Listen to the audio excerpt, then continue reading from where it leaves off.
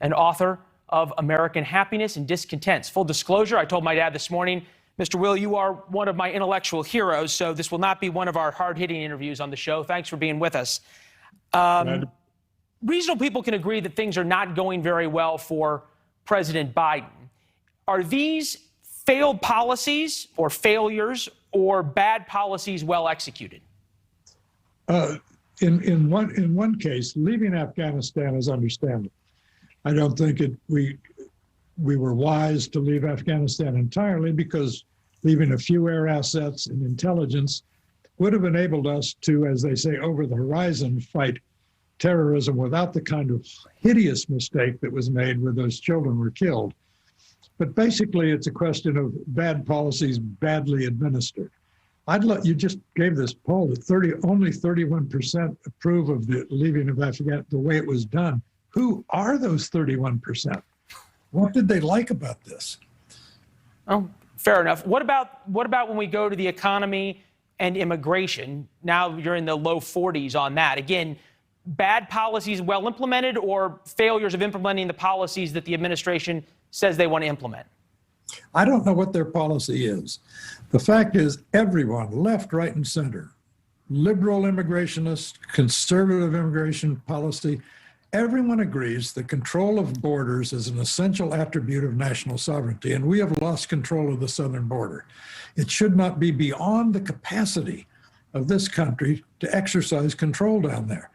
And the more these pictures emerge, and they actually continue and reinforce the theme of the exit from Kabul airport, there's a general sense of the fraying of policies by this administration, of an inability to work their will. Or enforce their will, I guess. You write in the Washington Post this morning about your new book, The Pursuit of Happiness is Happiness. It's getting harder to pursue happiness. The book itself is American Happiness and Discontents. I guess the question would be, is it getting harder to pursue happiness for all of us Americans? For normal people, pursuing happiness is the American dream. It's the American way. We're the only country founded on a good idea, which is the pursuit of happiness as individuals define it. The problem is that more and more Americans in our dyspeptic mood these days define their happiness as someone else's unhappiness. These two tribes angry with each other and happy only to the extent that they can make the other side unhappy.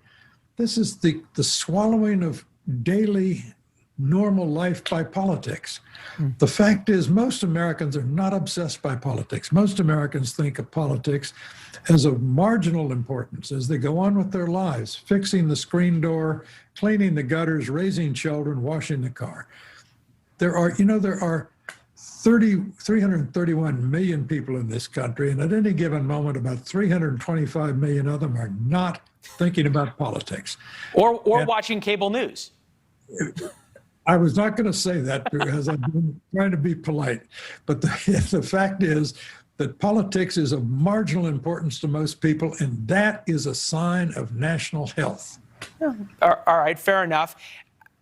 You have this interesting historical perspective going back in the book. Are we to believe that we have never been this divided? We have never been these two warring tribes before? Or has the government pushed us to a place that we can't come back from? Oh, we can come back. Go back and look at the 1790s when the parties suddenly emerged. The founding fathers neither anticipated nor desired parties. They emerged, and there was a most violent rhetoric in the 1790s as we began to figure out how to have loyal and civil opposition. Go back to the 1850s. No one recently has come over from the House of Representatives and gone onto the floor as Preston Brooks of South Carolina did and beaten senseless, knocked him out of the Senate for 2 years, Senator Sumner of Massachusetts. We've not had anything like the Palmer raids after World War I, where civil liberties were just trashed by a kind of red hysteria. Things are bad now, but we've had bad times before. What is different now, Leland, is the fact that with social media, we give a kind of velocity to old-fashioned stupidity. And it makes it seem as though stupidity is on the march everywhere. Well, it's not. It's just that social media make it seem that way. Yeah, the loudest, stupidest voice is the one that seems to at least get the most airtime these days. We try to do something a little different here. I got 20 seconds left. I'll put you on the spot. Sadly, your Cubs will not win the World Series. Who will? You think? I'm sort of sympathetic to the Brewers, the smallest market team in baseball. They're the Henny Youngman of baseball. They get no respect. They just keep winning. All right. Hopefully we'll have you back before the World Series to talk baseball and more. Thank you, sir. Love it. Thank you very much. Pleasure was all ours.